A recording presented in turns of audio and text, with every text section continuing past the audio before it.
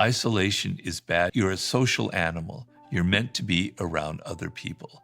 But if you can't be alone, you can't ever figure out what makes you different and what makes you unique. So you have to be able to play both sides of the game.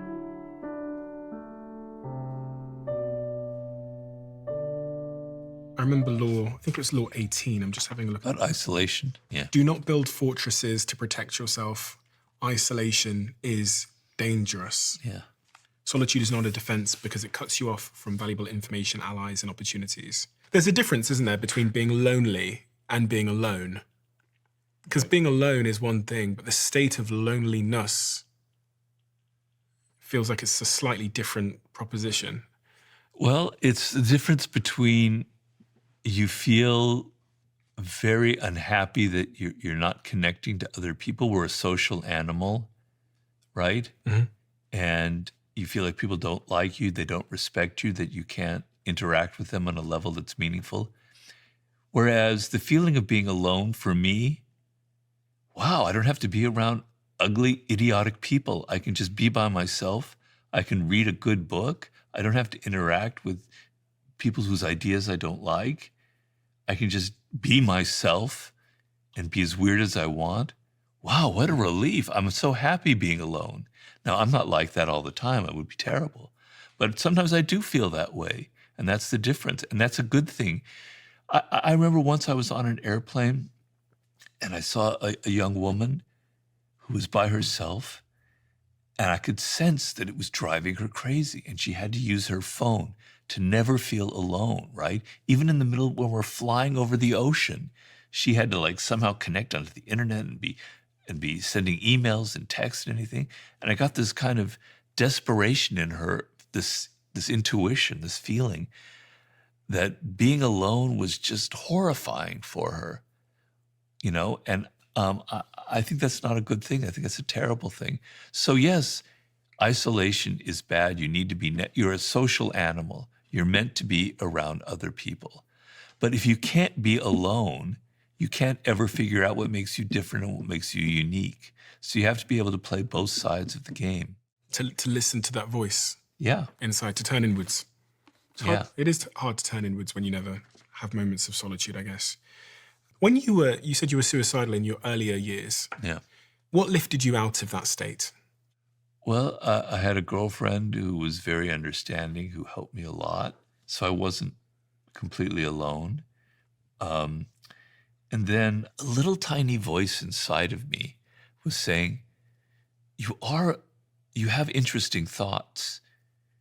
You're a strange person, Robert. I've always been strange. I never was like other people, and even in high school, I was always something off about me, which could be made me lonely, which could make me be a problem. But I kept saying, there's something different and off about you, right? And you have skills as a writer. It's going to happen someday. Don't give up, don't give up, don't give up. Keep trying, right? And so finally, I'm 35, 36 years old. I was in Italy at the lowest point of my life. And then I met this man there who was a book packager, Joost Elfers, and he asked me if I had an idea for a book. And suddenly, I almost get emotional just thinking about it. Everything just shifted inside of me. It's like, yeah, I could write a nonfiction book. And I just improvised what would turn into the 48 Laws of Power. He got so excited. He said, I will pay you to write the I forget what the word is, to sell it, you know, and then I'll pay you to live while you write it. And so suddenly it went from darkness to light because I had a purpose. And all of my misery, you know, I could take all of the bad bosses I had, all of the horrible, psychotic bosses who were so stupid and so political and so manipulative.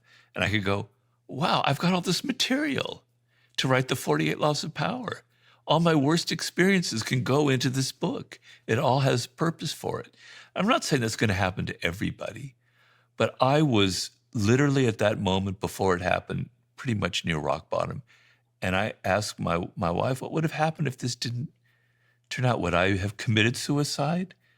Would if I'd gone the same path and gotten into done some hack job, I'd probably be incredibly overweight and alcoholic, and I might have already died of a heart attack.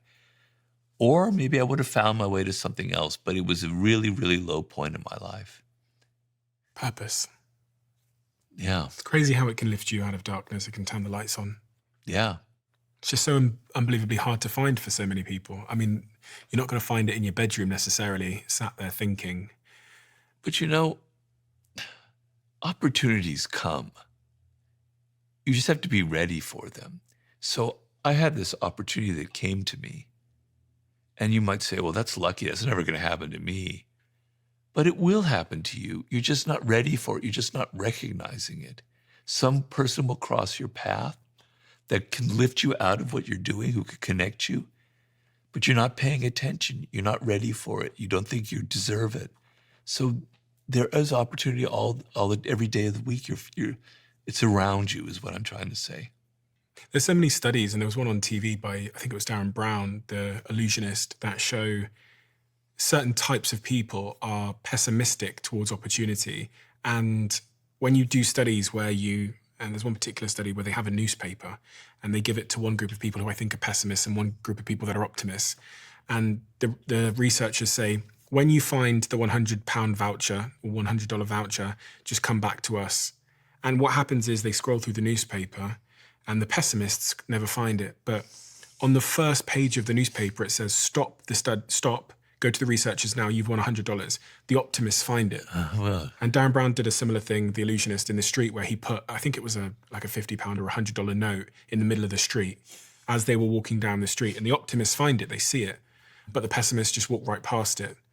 Yeah. I think it was a winning scratch card potentially. And that really opened my mind to like my state, my mental state, my psychology is determining whether I see these opportunities or totally miss them. And then it's almost this downward spiral, because then I'll think, God, I'm such an unlucky person. Right. Without realizing that I'm playing a really important role in creating my own fortune or misfortune. Right. Yeah, I have a chapter in Laws of Human Nature about the nature of your attitude creates your circumstances, which is sort of the same thing you're saying, which is there are two kinds of attitudes that I talk about. One is an attitude that's closing, that's constrictive, that's narrow, and there's one that's expansive and open. You could call that pessimistic and optimistic. But the closed attitude is you're only seeing life through this narrow little spectrum where everything is bad, people don't like you, there's hostility all around you. And what that means is you're not seeing reality, you're creating reality. You're creating that reality. You're seeing it, and that's what happens to you. The expansive attitude is, life is amazing. All these incredible things are possible. I have hope. Any moment there could be an opportunity. And that's not reality either, but you're going to create that reality by feeling that way and seizing an opportunity, the smallest crumb of an opportunity. You're going to create those good circumstances. So by your attitude, you create the bad things that happen to you in